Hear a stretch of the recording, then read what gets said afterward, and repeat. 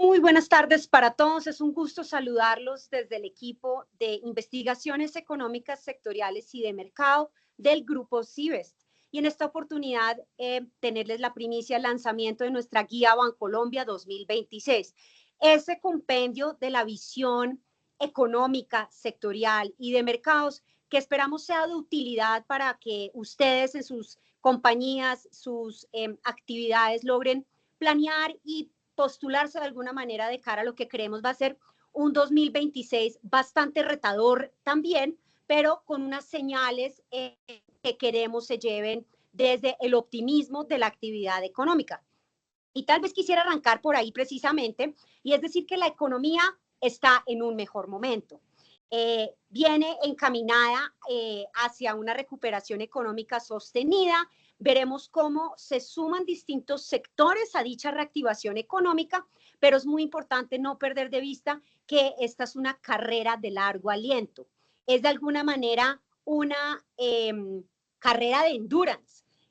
Una carrera de triatlón, que es un poco de lo que queremos también conversar con ustedes en esta oportunidad. Es de largo aliento, es de múltiples disciplinas y va a requerir que múltiples sectores y esfuerzos tengan de alguna manera una actividad económica mucho más diversa desde su composición y como veremos será un gran reto.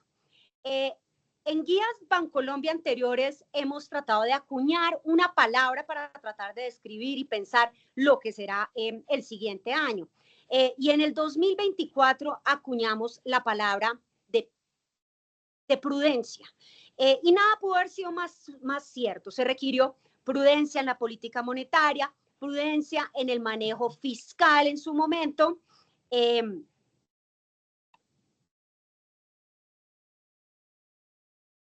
y de alguna manera vemos que tenemos una economía que empieza a comportarse de una mejor manera. Prudencia fue nuestro mensaje de años anteriores. El año siguiente, el año pasado, este 2025, hablábamos de moderación. Hablamos de moderación en el crecimiento económico, actividad económica desde algunos sectores líderes, agro, entretenimiento, pero todavía algo, digamos, de rezago frente a otros sectores claves para la economía que engranan decisiones de inversión, demanda de mano de obra.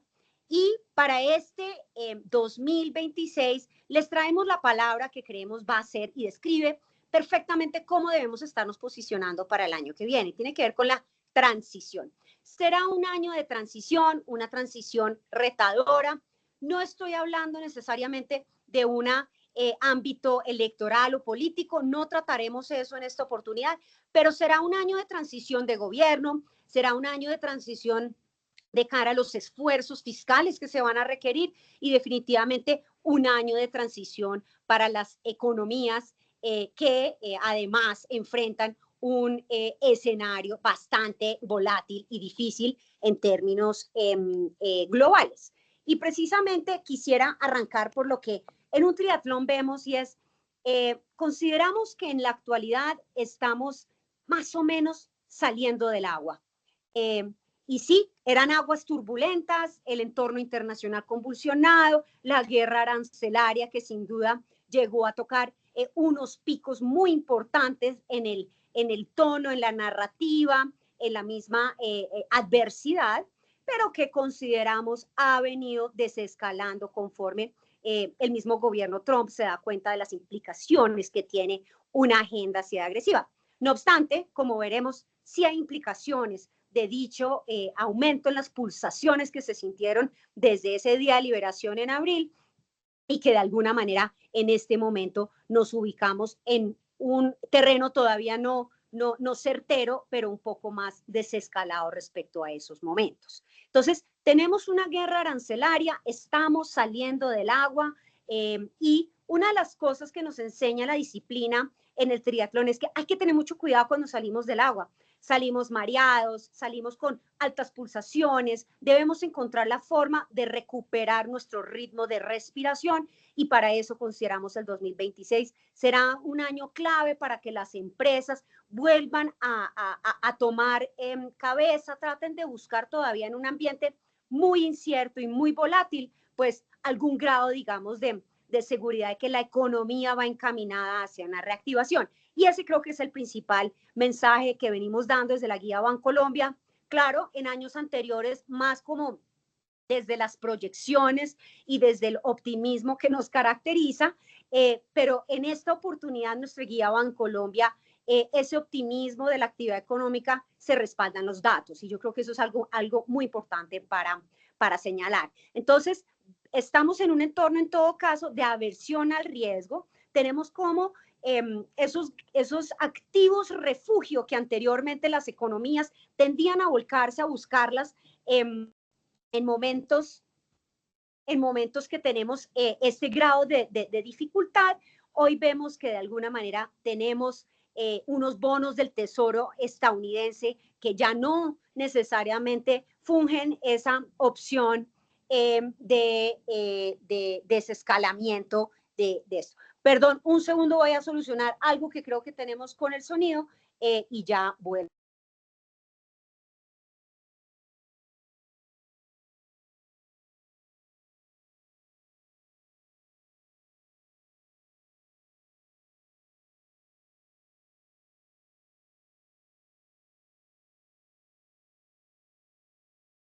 Muy bien, espero esto haya solucionado los temas creo que algún tipo de eco que podíamos tener. Aquí también sorteando los retos que nos pone aquí la tecnología, pero vamos para adelante porque el 2026 seguirá siendo un año de alta volatilidad e incertidumbre. No hay la menor duda que el Día de Liberación nos dejó un tono y una predisposición a que el gobierno de Trump como un todo será increíblemente retador en toda esta materia. Y arrancamos precisamente con este electrocardiograma, el que nos mide las pulsaciones y que dejó un pico muy significativo por allá en abril pasado con los anuncios del Día de Liberación, los aranceles recíprocos. Un tema que por supuesto no ha tenido un punto final. Recordemos que más recientemente los aranceles recíprocos podrían hasta perder piso jurídico y el mismo presidente Trump ha dado señales de posibilidad de tener relaciones y conversaciones bilaterales con diferentes países para ver si se aplican o no se aplican. Entonces, no hay certeza todavía sobre el ámbito de los aranceles como un todo y ha servido más bien como una carta de negociación del gobierno Trump con todas las economías. Como si no fuera poco toda esa guerra arancelaria y esa subida del tono tan preponderante desde el primer trimestre del año, pues hemos visto que si bien había un desescalamiento en estos indicadores de volatilidad, aquí medidos a través del VIX y del MOVE, pues de alguna manera vemos que también hemos tenido picos producto de conflictos en Israel, Irán y toda serie, digamos, de conversaciones que hoy día también tienen de alguna manera muy preocupado al mundo respecto a la actividad económica de las principales economías. Y es ahí el reto que veremos que si bien hay datos blandos, esos que denotan el sentimiento de los inversionistas, los consumidores, que por supuesto vienen desde el Día de Liberación bastante debilitados, lo cierto es que vemos también que hoy día los datos duros, esos datos de actividad económica, de inflación, de empleo, ya también empiezan a manifestarse en materia de desaceleración para la principal economía del mundo. Que me lleva precisamente a mirar en la siguiente gráfica de qué estamos hablando en materia arancelaria. Y miremoslo acá desde una perspectiva histórica, y cuando digo histórica me refiero hasta los niveles de 1930, no teníamos un indicador de tarifa efectiva de los aranceles, de las importaciones que deben, digamos, en los que deben incurrir las importaciones que llegan a Estados Unidos. Y lo cierto es que vemos que ese nivel de la tarifa efectiva, arrancó este año en un nivel de 2.3%, más o menos una tarifa ponderada de lo que debía asumir una importación cuando ingresa al mercado estadounidense, que hoy día escala hacia los niveles del 17%. Es muy significativo, es amplio y es con una multiplicidad de países como ustedes bien ya lo conocen. Entonces, no perdamos de vista que si bien había un desescalamiento, de unos niveles estimados de esta tarifa efectiva para las importaciones a Estados Unidos, que ha descendido de los niveles del veintitanto por ciento, pues de todas maneras estamos hablando de un 17%. Y eso no solo tiene muy nerviosos a los inversionistas, con grandes dificultades a las empresas para poder tomar decisiones de cuándo invertir, si reprogramar la producción, tratar de ver si entonces las partes ya no vienen de Singapur ni de China, sino más bien de un mercado más cercano, y tienen realmente un poco postradas esas decisiones de inversión, y he ahí el verdadero reto que también ya se empieza a traducir en unos indicadores de actividad económica en Estados Unidos no tan favorables. Precisamente migremos a la siguiente diapositiva para mostrar lo que el día de hoy la Reserva Federal ya tiene muy contemplado. Y en estos dos gráficos quisiera que ustedes se llevaran el verdadero reto que tiene la Reserva Federal. Y es, la Reserva Federal tiene un mandato dual en su política monetaria, contrario a lo que ocurre acá en Colombia, donde Colombia tiene una inflación objetivo y si bien está preocupado por la actividad económica, digamos que tiene como objetivo único tratar, digamos, de encaminar la inflación hacia su meta. Y en esta oportunidad vemos que en ese reto de mandato dual de parte de la economía estadounidense y de la Reserva Federal, en el gráfico de la izquierda tienen ustedes lo que es nuestra perspectiva de tasa de desempleo para la economía estadounidense. Y ya los primeros datos hablan de un desempleo que empieza a aumentar. Recordemos que en meses anteriores nos hemos vuelto de alguna manera expertos en lo que son esos datos mensuales de nóminas no agrícolas en Estados Unidos, de ver cuántos nuevos puestos de trabajo se colocaron en el mercado, de qué sectores vienen, eso qué indicadores o señales nos da de cara al debilitamiento del mercado laboral. Y en efecto hemos visto que no solo hemos tenido una pobre creación de empleos en Estados Unidos, sino que además nos han venido revisando a la baja muchos de los indicadores que creíamos estaban realmente en promedio o que no se veía tan mal.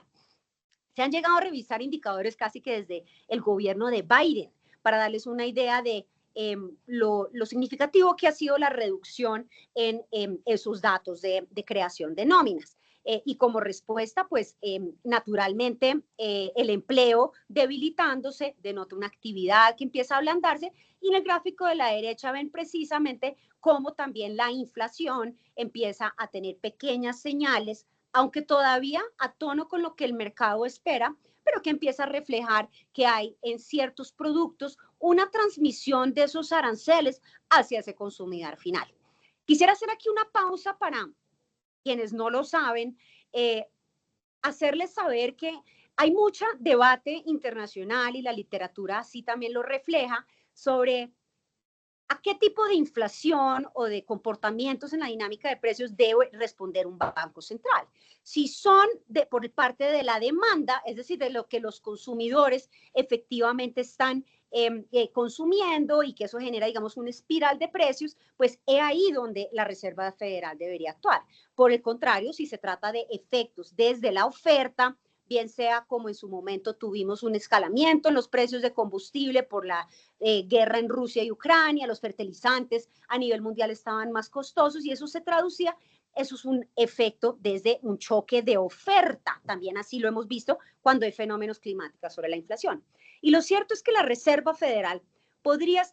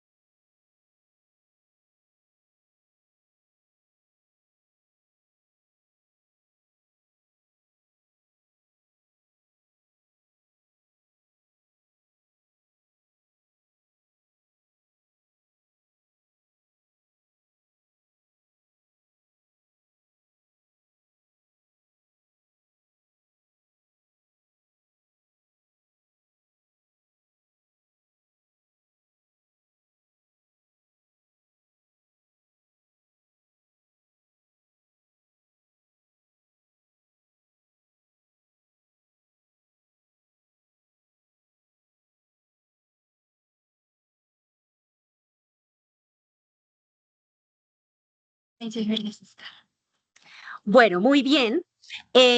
Aquí mencionaba cómo de alguna manera la Reserva Federal está pensando en qué hacer frente a una economía que de alguna manera se viene recalentando por cuenta de... ¿Me confirma que ahí estamos, me están escuchando bien? Equipo, creo que Y Lau, te escuchamos, solo listo. que la cámara está presentando un par de problemas, ya estamos solucionando. Ah, bueno, perfecto, pero ahí me van escuchando mientras lo resolvemos. Así es. Entonces, de alguna manera, lo que quisiera resaltar acá es que entre la tasa de desempleo y la inflación aumentando, pues tenemos una Reserva Federal que el día de hoy decidió efectivamente recortar en 25 puntos básicos, dando señales de lo que llamó en esta primera conversación de risk management. Está tratando de mitigar el riesgo de esta inflación, de tener un estancamiento económico al tiempo que tenemos mayor inflación. Y eso es un reto muy preponderante. En adición, estimamos para el siguiente año que la Reserva Federal continúe esos recortes y vemos cómo la perspectiva de crecimiento, en efecto, para Estados Unidos se ha venido debilitando. Al inicio de este año, de alguna manera, esperábamos que la economía estadounidense creciera algo en torno al 2.7, 2.8%. Incluso el segundo trimestre del año vimos, vimos que la economía tuvo una contracción en Estados Unidos, un poco por el resultado de una economía que ha estado muy compleja y difícil de entender. Pues resulta que se dieron muchas importaciones para de alguna manera anticipar la entrada en vigencia de los aranceles y eso generó una contracción de menos 0.5% en el primer trimestre. Por esa razón, los datos del segundo trimestre iban a ser tan importantes en esa lectura. Y si bien todavía tenemos un comportamiento de la economía que creció a un 3.3% de la economía estadounidense en ese segundo trimestre, ya lo hace de alguna manera con una caída en inversión, que precisamente ven es esa barra amarilla. Así que todavía un consumo en la barra gris, que había sido ese gran motor de la economía en años anteriores, pues empieza a debilitarse. Como resultado, vemos en el gráfico de la derecha que nuestro pronóstico es que la economía estadounidense crecerá este 2025 un 1.7%, seguido un 1.9% hacia adelante.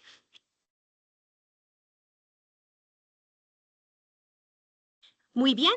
Y pensando y retomando lo que hemos mencionado sobre la Reserva Federal y los recortes que ha venido haciendo y se estima que continúa haciendo el próximo año, estimamos que puedan ser 4 recortes de parte de la Reserva Federal el año siguiente. Hay que seguir viendo y monitoreando cómo se debilita ese mercado laboral, si solo son unas pequeñas señales o si el mundo ya entendió cómo es este juego de los aranceles y ya más bien vamos a migrar a tener un mundo más de business as usual, de tener negocios andando y de seguir buscando nuevos socios comerciales, y es que con Estados Unidos la cosa se hace compleja, pero el resultado de alguna manera son precisamente como los flujos de capitales que habían tenido una gran salida en el 2025, lo ven en esa línea naranja hasta los niveles de abril, día de liberación nuevamente, había una salida masiva de recursos para las economías emergentes. Recordemos que cuando las economías emergentes, cuando hay gran apetito, liquidez, bajas tasas de interés, pues los flujos de capitales tienden a migrar hacia activos que tengan mayor rentabilidad y tratan de compensar ese riesgo retorno, pero cuando hay demasiado riesgo, simplemente todo el mundo busca esos refugios seguros. Ustedes han visto cómo los niveles de oro han alcanzado máximos históricos y de alguna manera vimos cómo se asemejaban la salida de flujos de capitales hacia economías emergentes al ese año marcado acá en azul del año de pandemia. Entonces, muy preponderante ese nerviosismo que se generó, pero se ha venido, digamos, corrigiendo, lo ven en la línea naranja, cómo corrige hacia niveles casi de salidas netas, casi en cero, y si en efecto se continúan dando los recortes de parte de la Fed y estas señales de que va a necesitar liquidez, pues los actores inversionistas están prestos a ver a dónde aterrizar con un apetito de alguna manera por un riesgo controlado, donde economías emergentes como la nuestra pues hoy gozan de tasas diferenciales elevadas, tasas de interés que hace atractivo traerlo. Por supuesto, todos no podemos desconocer que hay gran riesgo tal vez de llegar a economías que tienen déficit fiscal abultados, están en años electoral o preelectoral, como es el caso de Colombia, Brasil y Chile, pero en esencia la región latinoamericana, y este es un mensaje que quiero que se lleven, nos están viendo de una manera relativamente favorable en torno a un posible cambio de mando en la narrativa política económica, unas tasas de interés que prevalecerán siendo elevadas en nuestros países, hablaremos de eso ahora más adelante, y que además tienen una posición geográfica y comercial bastante estratégica de cara a esa guerra comercial China-Estados Unidos. Entonces, flujos de capitales que regresan, flujos de capitales que son volátiles, claro, acá hay ingreso de flujos que posiblemente vienen a lo estructural o que vendrán a lo estructural cuando haya más certeza, pero también pueden ser flujos de capital que con un respiro o con una gripa local, pues vuelan. Entonces, algo para tener en cuenta en este 2026. Muy bien. Aterrizando en Colombia, y si quieren déjenme esta diapositiva aquí un segundo, continuando con la narrativa de las transiciones, cuando uno está a punto de desmontarse de la bicicleta, viene rodando, y quiero contarles que la economía colombiana, producto de los consumidores, viene rodando de una manera más ordenada, ganando algo de velocidad. No necesariamente en todos los sectores o todos los rubros que uno quisiera, pero se muestra una resiliencia desde el consumo. Y cuando uno viene con una velocidad más o menos ordenada y se encuentra en la necesidad de bajarse la bicicleta, una de las recomendaciones que nos entregan para esa transición 2 de la bicicleta a la corrida es que hay que desacelerar. Hay que desacelerar para poder acelerar nuevamente en el paso en la corrida. Y precisamente eso es lo que creemos para el 2026. Colombia enfrentará una transición retadora este año en múltiples frentes, pero en esencia venimos rodando a buen ritmo. Muy bien, en la siguiente diapositiva precisamente queremos contarles el tipo, digamos, de factores que están contribuyendo a esa actividad económica local. Y si algunos de ustedes compiten o hacen ejercicio de manera regular y conocen de alguna manera este concepto del VO2 Max, para nosotros se ha convertido en un mantra respecto a lo que es el crecimiento potencial. El VO2 Max no es nada distinto a la capacidad aeróbica que tenemos los atletas para poder mantener cierto nivel de paso exigente durante un buen paso del tiempo, sin un desgaste y sin desfallecer. Lo mismo ocurre con el crecimiento potencial. El crecimiento potencial de la economía colombiana es aquello que permite un crecimiento ordenado sin generar desbalances en la inflación o en la generación, digamos, de empleo o desempleo. Entonces, nuestro VO2 Max como economía colombiana hoy se encuentra en un nivel aceptable y el Garmin siempre nos está diciendo cómo vamos, si es un VO2 Max superior o inferior. Desafortunadamente, este es un indicador que ha venido cayendo si uno lo compara con los años previos a la pandemia. Producto de ello, pues menor productividad. Hemos perdido capacidad aeróbica. La buena noticia es que tanto para las economías como para los atletas tenemos la capacidad de recomponer ese VO2 Max si entrenamos y hacemos el trabajo juicioso, el trabajo difícil, el fortalecimiento, el levantarse todas las mañanas y subir de alguna manera las lomas que también nos exigen estos entornos tan complejos. Así que tenemos un crecimiento en Colombia que nosotros estimamos en el 2026 sea del 3%. Que se ubica ligeramente por encima del 2.8% que mencionaba de PIB potencial y que denota una tendencia, digamos, sostenida de crecimiento con uno estimado del 2.6% este 2025. Conocimos el dato de crecimiento del segundo trimestre de este año, que nos desinfló un poco, especialmente quienes estamos mirando con mucha avidez estos números en consumo. Creemos que no hay nada extraño ahí, distinto que hay sectores todavía muy impactados, como es el de la construcción y minería, que no están aportando tanto en el crecimiento, pero desde la visión de consumo mantenemos estas proyecciones de crecimiento económico de 2, 6 y 3% para el próximo año. Y parte del motivo por la cual, digamos, vemos esa resiliencia desde el consumo, me lleva precisamente a esta línea del desempleo, la línea gris. Y tenemos de alguna manera un desempleo que no conversó con la desaceleración económica que vivió la economía en años anteriores.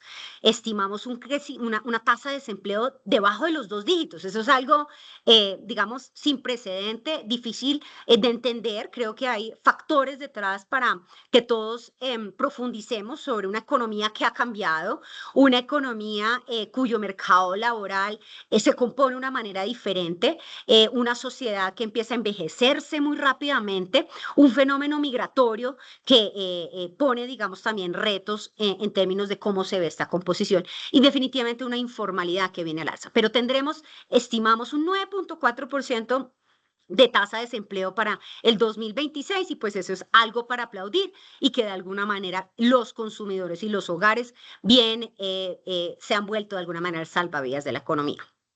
Finalmente, en inflación, la línea negra, tenemos un estimado de 5.1% para este año. Es el dato justo del mes anterior. Allá estamos empezando a escalar, alcanzamos a caer al 4.9.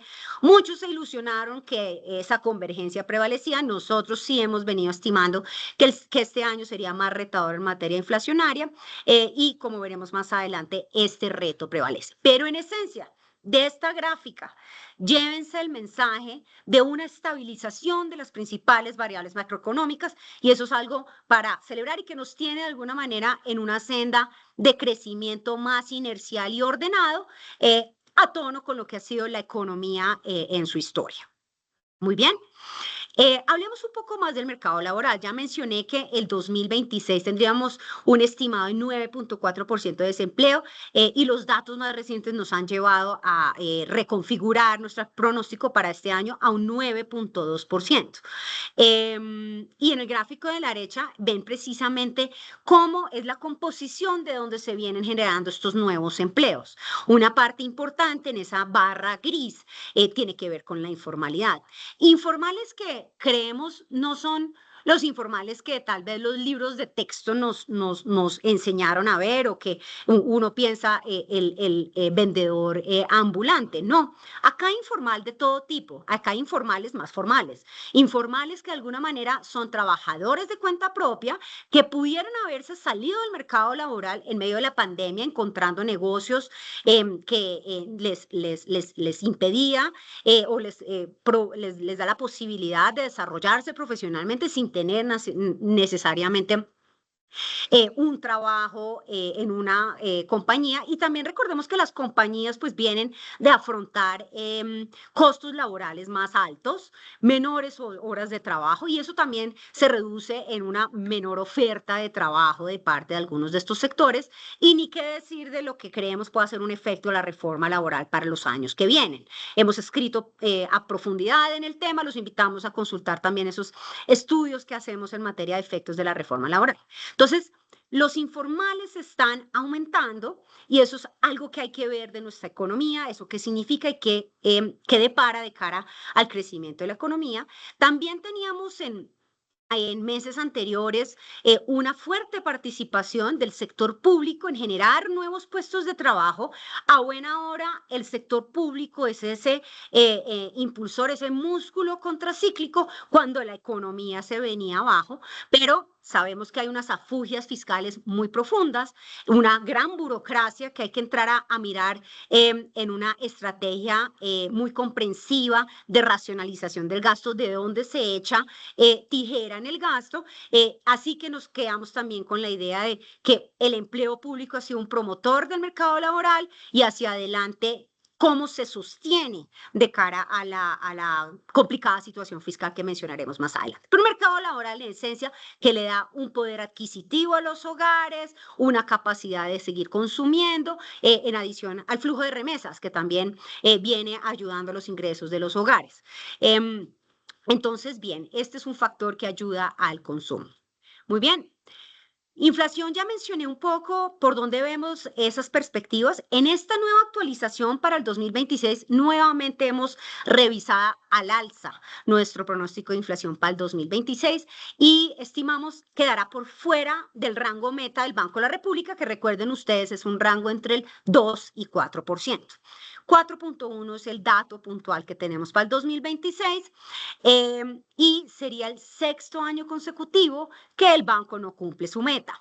Eso es muy retador de cara a la sostenibilidad de las expectativas, de anclar las expectativas de inflación, pero por otro lado sabemos de las dificultades que ha tenido ciertos rubros desde el punto de vista de algunos de los rubros de inflación, principalmente el fenómeno de la indexación. Recuerden ustedes que muchos de los rubros, servicios públicos, salud, educación, arriendos, tienden a estar indexados, anclados a la inflación del año pasado, que recordemos el año pasado fue de 9%, entonces seguimos teniendo un lastre de alguna manera de ese 9%, así como un salario mínimo que para este 2025 estuvo bastante por encima de lo que creemos podía haber sido la productividad más la inflación y que estimamos, y ya hay voces del gobierno,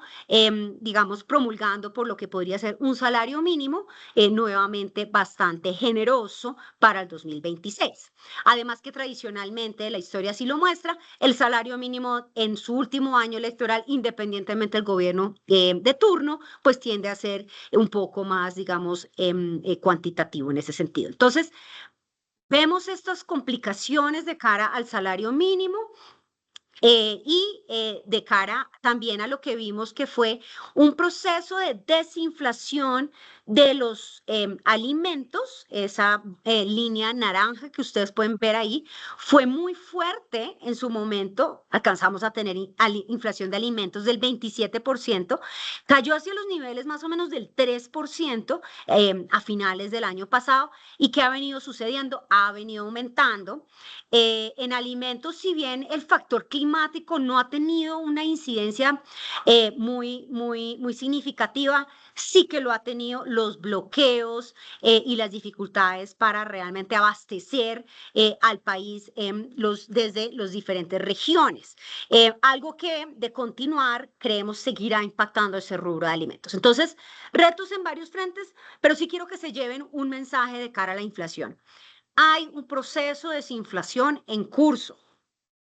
El hecho que los hogares hoy día, en promedio, asuman una inflación del 5% y no del 27% en alimentos o 13% como en años anteriores, es muy significativo para la toma de decisiones de consumo. Y esto lo veíamos el año pasado en esas encuestas que trae el FEDesarrollo, donde le preguntaban a los consumidores, ¿planea usted comprar un vehículo en los siguientes 12 meses? ¿Cree que va a tomar una decisión de compra de vivienda en el siguiente año? Y las respuestas eran sí, había una demanda de alguna manera represada. Pues resulta que esa demanda hoy día ya es muy tangible y se ve en diferentes rubros. Sigamos con la siguiente, por favor. Muy bien, hablando precisamente de consumo, somos una economía que ha cambiado también en sus preferencias. Esto también está documentado a nivel mundial, como en la pospandemia se premia un poco más el consumo de experiencias. Hay grandes estudios hoy día sobre cómo la generación X y millennials y centennials va a ser una generación que hoy día no necesariamente está comprando vivienda, no necesariamente está comprando carro, son familias más pequeñas y consumen más bien esa experiencia, turismo, restaurantes, eventos deportivos y otros. Y lo ven acá desde la información que tenemos nosotros de nuestros tarjetavientes, información muy rica desde Bancolombia que compartimos con todos porque sentimos que es el pulso de la economía desde lo que ocurre a través de nuestros canales. Y ven cómo en el 2019 el entretenimiento en el bolsillo de los hogares, lo que nosotros llamamos el pocket share, es decir, el bolsillo de un colombiano, el gasto de cada uno de ustedes, ¿en qué se distribuye? Y en el 2019, 6.3% se destinaba al entretenimiento. Y en el entretenimiento encontramos de todo. encontramos desde apuestas online, consumo, demanda de tiquetes de conciertos, eventos deportivos, así como el consumo también de aplicaciones. Todos hemos tenido una adopción digital mucho más preponderante y consumimos servicios de la nube, Netflix, streaming, entre otros. Entonces, el entretenimiento se volvió un rubro importante en el hogar de todos los colombianos y hoy pesa un 10%. Y lo mismo puede uno decir para otros rubros que han tenido un cambio en su composición. Hoy día, por ejemplo, estamos viendo un consumo importante desde los diferentes componentes de la salud. Y uno dice, están consumiendo más porque están, ¿qué es lo que está pasando? Pues lo cierto es que las afugias en el sistema de salud hoy tienen también a los consumidores colombianos demandando más y gastando una porción más importante de su ingreso mensual hacia servicios de salud. Entonces, importante estudiar el consumo y estas nuevas generaciones para entender hacia dónde vamos. En el gráfico de la derecha vemos en adición cómo muchos de los sectores de comercio minorista están aportando con una, digamos, variación positiva. Salvo combustibles, que es el único que está en negativo, todos los sectores están contribuyendo y registrando una variación positiva en sus ventas. Automóviles, vehículos, otra serie de vehículos como son las patinetas, hay un gran auge en vehículos híbridos, SUVs, eléctricos.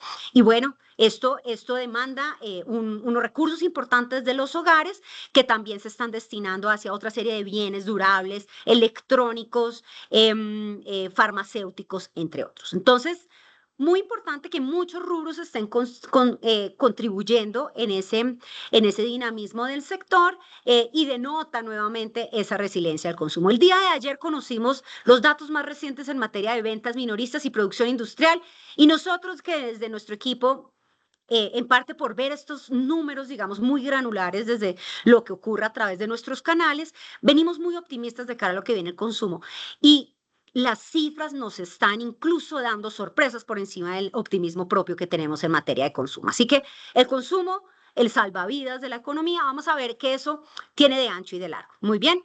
Evolucionemos a la siguiente, donde precisamente quisiera resaltar que el consumo total, tanto público y privado, ya les hablé como el gasto público, empleo público, ha venido, digamos, sirviendo también de un soporte a la economía y atado también a lo que es este consumo privado, pues estimamos crecerá del orden del 3.6% de este año, variación anual real, así como 2.8% el año siguiente, para ese 3% estimado del PIB que tenemos. Sigue siendo un rubro que pesa bastante, cerca del 77% del PIB se encuentra en este rubro de consumo público y privado y tan solo un 17% en inversión.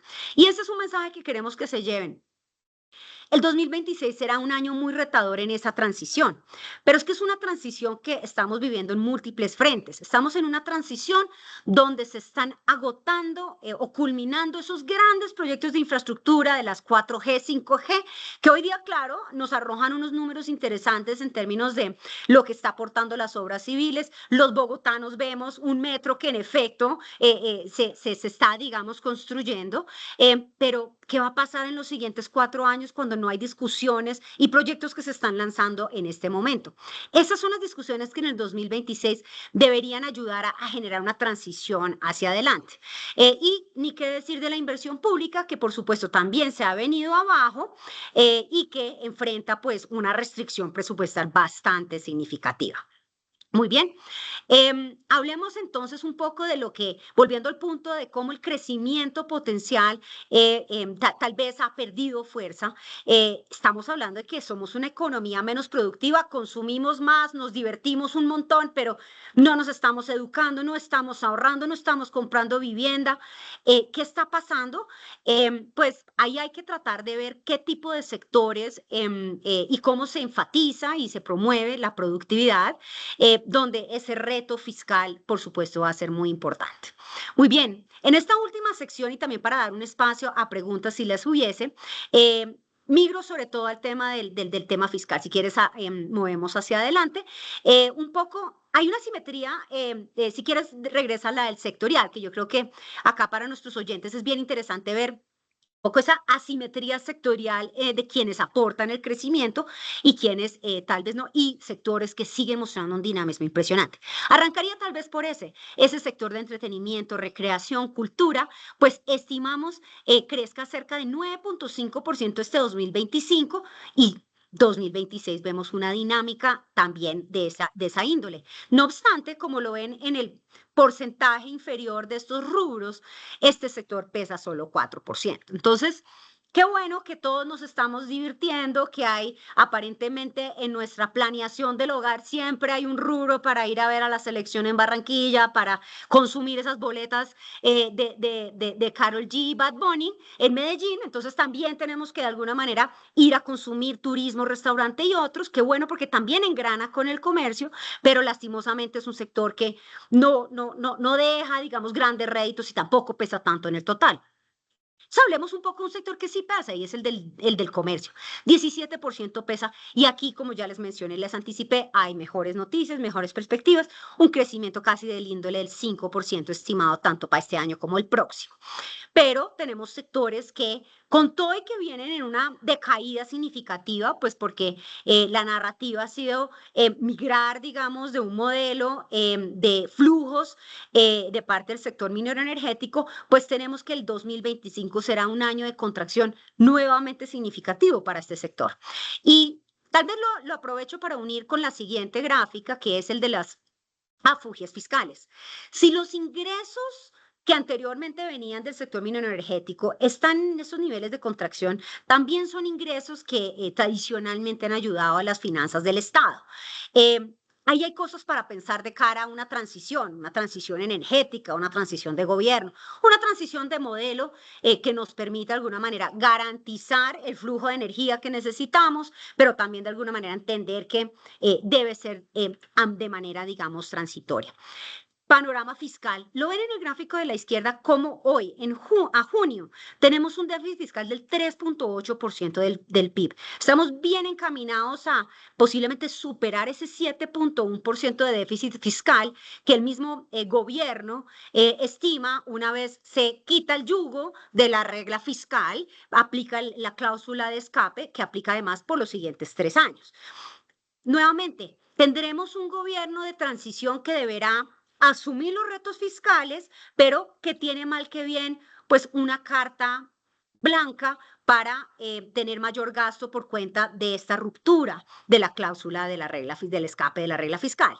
Entonces, las afugias prevalecen no solo desde lo que ideológicamente se puede implementar, sino también desde las mismas inflexibilidades que tiene el gasto. Cerca del 80% del gasto del gobierno es inflexible. Pensiones, nóminas, contratos, pago de intereses, que por supuesto hay que honrar. Entonces, sabemos que hay afugias desde lo estructural en el presupuesto, pero también estamos extrañando unos mensajes contundentes de cara a la racionalización del gasto público, algo que creo que se empieza a perfilar como un punto muy importante en la agenda en un año preelectoral. Y es que lo ven en el gráfico de la derecha. Mes a mes, el recaudo esperado del gobierno se queda corto respecto a lo observado. En esta nueva guía Bancolombia estamos haciendo un lanzamiento, un indicador propietario innovador del pulso fiscal. Y creemos que esto va a ser interesante verlo hacia adelante, porque vamos a ver quien quiera que se ponga una meta de recaudo, realmente cómo se empieza a perfilar. Y claro, acá hay discusiones que se necesitan nuevos ingresos, que vendrá una reforma tributaria, y lo cierto es que tal vez hay que trabajarle en múltiples frentes. Yo creo que termino ya con esa, si quieres proyectarla, el resumen de las proyecciones, para dar un poco un espacio acá en los últimos minutos a las preguntas que puedan tener. Hablaba yo aquí a manera de cierre mientras formulan algunas preguntas, invitarlos nuevamente pues a consultar también nuestra documento que estamos lanzando el día de hoy, pero Hablaba yo de las transiciones y de la importancia de las transiciones en una carrera atlética como la de un triatlón. Es muy cierto que de pronto en una transición no necesariamente se gana una carrera. Cómo yo organicé mi puesto, qué tan rápido salí del agua, qué tan velozmente me pude acomodar en la bici, pues de pronto no me va a hacer la gran diferencia a la hora de la carrera como un todo. Pero si no la hacemos bien, definitivamente sí que podemos perder. Podemos tener un pinchazo, podemos desgastarnos muy fuertemente y eso es algo muy importante para tener en cuenta. De las transiciones quisiera hablar sobre la transición cero. Hablé del T1, que es cuando uno pasa de la natación a la bici, hablé del T2, que es cuando uno se baja de rodar a empezar a correr con velocidad, pero hablemos del T0, que es ese momento de visualización, de planeación. Esa transición es la que debemos estar pensando de cara al 26. ¿Qué vamos a hacer? ¿Dónde vamos a invertir? ¿Cómo están las tasas de interés? ¿Están las condiciones certeras? Y en eso creo que de pronto hay que desacelerar un poco para poder acelerar más adelante. Bienvenida a las preguntas.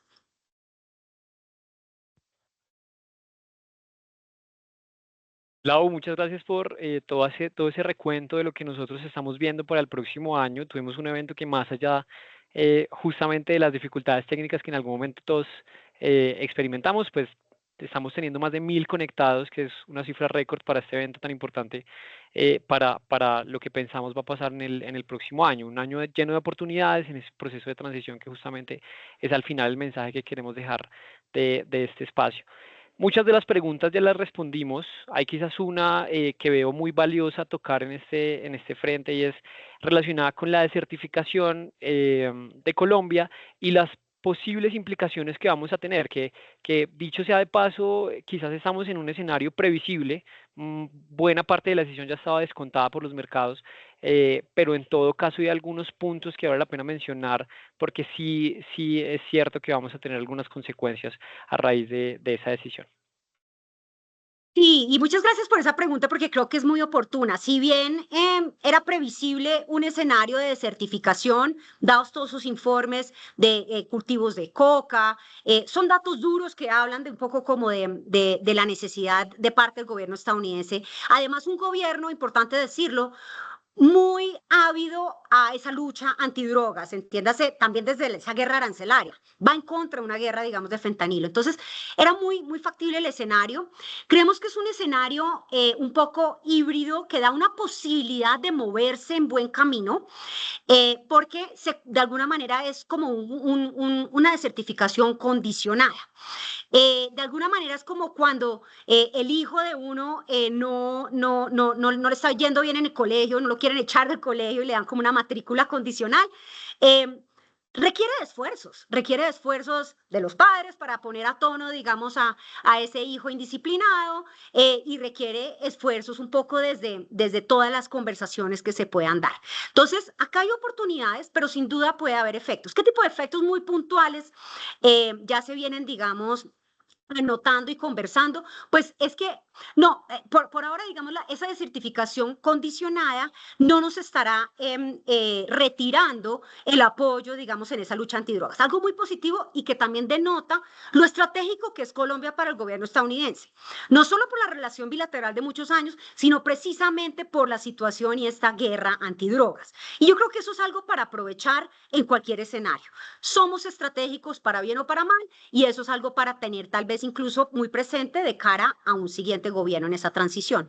Lo segundo para notar es que claro, va a ser un poco más difícil para algunas corporaciones, algunos bancos, algunas negociaciones con bancos internacionales, donde nos vamos a poner un poco más difíciles en la tarea de hacer esa debida diligencia del cliente, debida diligencia de los negocios, y cuando los negocios se hacen difíciles y la situación y los mensajes no son tan claros acá, pues bien hay otros jugadores en la región que se vuelven un poco más atractivos. Entonces sí podría tener un efecto de menor inversión en el país, pero digamos que en el agregado no es un escenario con el que no se pueda y deba trabajar. De acuerdo, Lau. Eh, y en ese sentido, yo creo que una de las cosas que se están volviendo más importantes en este momento es, en medio de tantos anuncios, algunos positivos, algunos negativos, los mercados también están hablando y están hablando con cierto positivismo, algo de lo cual hemos visto en la tasa de cambio. Uno de nuestros oyentes justamente nos pregunta qué estamos viendo para la tasa de cambio, no solamente en los próximos meses, sino de cara justamente al 2026, que yo creo que pasa también por revelar ese mensaje que dejamos muy claro en la guía, y de nuevo nuestra invitación es a que consulten el documento completo que trae toda la información de lo que creemos va a pasar en el 2026, justamente porque vemos algo de espacio de valorización, y digamos de apreciación en el tipo de cambio promedio que vimos este año versus el próximo año, de cara justamente a todas esas oportunidades en la transición para el 2026. Así es, José, y lo cierto es que por ahora lo que viene mandando la parada en la tasa de cambio local es precisamente la debilidad del dólar global. Lo hablé al comienzo, esos activos refugio como era el dólar global, los bonos del tesoro han perdido atractivo de cara a una economía que enfrenta grandes retos en su entorno económico como un todo. Entonces, eso explica buena parte de la apreciación que hemos visto durante los últimos meses en muchas monedas de la región, porque decir que además son muchas monedas las que vienen sosteniendo, digamos, unos niveles. En adición, tenemos un interés de parte de inversionistas externos, pensando en ese diferencial de tasas de interés que hace atractivo traer recursos. Tenemos economías como Brasil, que viene aumentando tasas de interés, que también tendría posiblemente un cambio de mando. Y hay un trade electoral que se vienen jugando inversionistas externos, que tiene de positivo pues esa apuesta, pero tiene de riesgoso que puedan ser capitales que vuelen si las cosas no salen tan bien. Y el tercer punto que quisiera resaltar respecto a por qué, especialmente en los días más recientes, la tasa de cambio se ha soportado en esos niveles.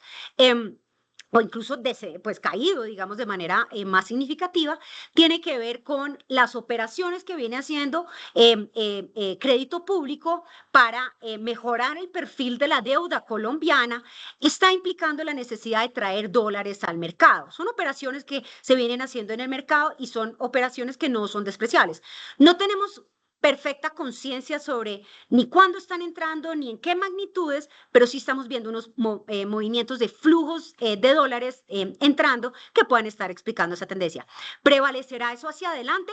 Pues los invitamos a consultar nuestra guía Bancolombia, donde también encontrarán nuestra proyección de tasa de cambio. Estimamos hacia adelante porque, repito, es una coyuntura un poco sui generis, y que volviendo a mi punto del riesgo fiscal y de prima de riesgo, pues finalmente lo que estimamos es una apreciación leve de la tasa de cambio, depreciación leve de la tasa de cambio hacia adelante, en torno a esos niveles entre 4.000 y 4.100, pero que por supuesto por estos días está por debajo. Excelente, Lau. Yo creo que podemos entonces terminar este espacio con una frase muy corta de lo que nosotros creemos que va a pasar en 2026. ¿Tú cómo resumirías nuestro panorama y nuestro view de lo que creemos que va a ser la economía colombiana el próximo año? Como lo mencioné, la economía va por buen camino. Hay confianza en la economía, en el agregado. Pero ojo, miremos con lupa los sectores, miremos con lupa por qué no hay inversión, miremos con lupa los desafíos en esa convergencia monetaria que nos va a dejar tasas de interés más altas por más tiempo. No solo acá. Esto es un reto en muchos de los países que se han volcado a gastar de una manera importante post pandemia, a tener unas deudas públicas muy importantes, Estados Unidos, Francia y pues por supuesto América Latina, y que el reto está en encontrar, digamos, las señales claras de cómo trabajar eso hacia adelante. No nos hemos descarrilado en lo fiscal, no lo creemos. Desde el equipo hemos escrito dónde creemos se pueda recortar, cómo una economía que crece debería recaudar más. Pero por supuesto, las señales y los mensajes serán muy claros. Y por eso es que consideramos que la transición será retadora en el 26.